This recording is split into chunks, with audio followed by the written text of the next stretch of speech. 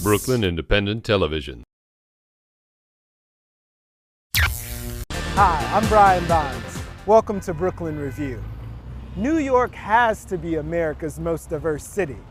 At last count, 170 languages are spoken here, and 36% of the population is foreign-born. But some legislators are charging that New York's bravest are more like New York's whitest.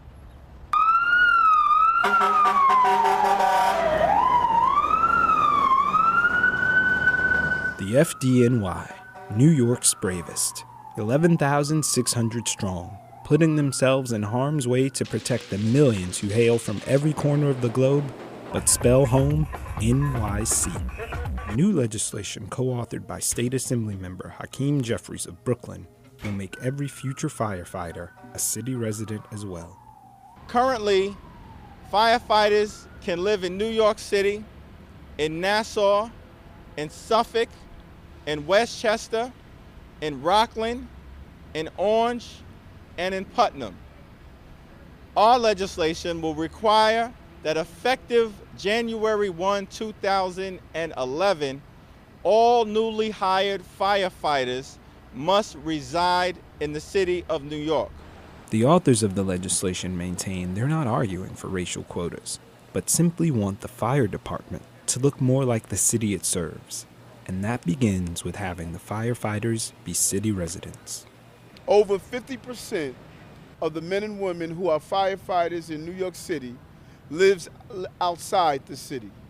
When the clock is punched, these men and women leave the geographical boundaries of our 5 boroughs and make other communities prosper and grow based on the receipts, revenue, and the paycheck that they receive from New York City tax base. Residency requirements for jobs with city agencies aren't a new concept.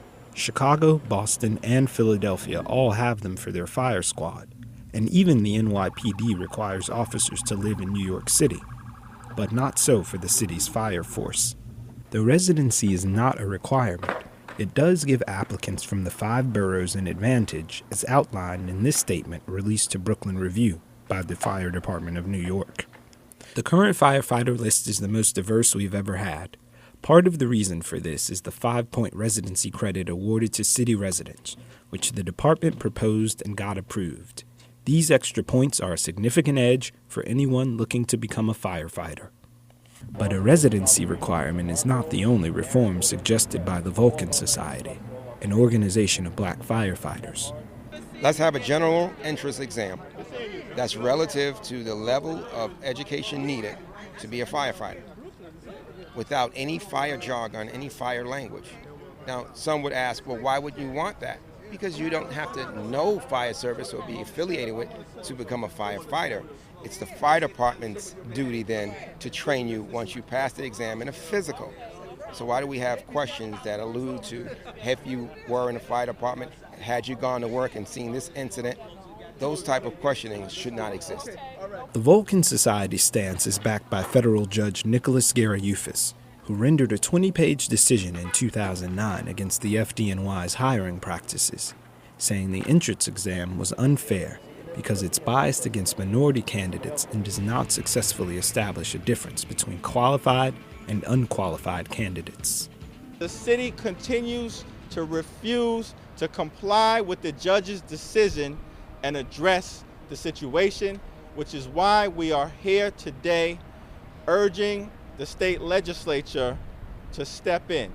The FDNY is currently 91% white, while the combined black and Latino population of New York City is more than half the total population.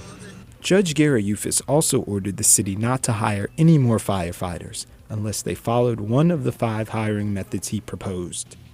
The city has rejected all 5, saying it would amount to an illegal race-based quota.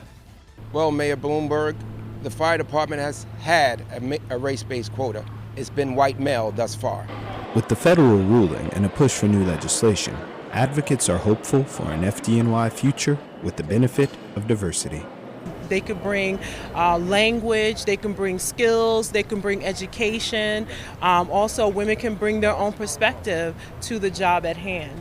So there's a lot of things that diversity can offer, because there's so many things that we have just from our own growing up and our own visualization of the world and the world that we live in, what we could bring to the fire department to increase it. For Brooklyn Review, I'm Brian Vines. Follow us on Twitter at BK Independent TV.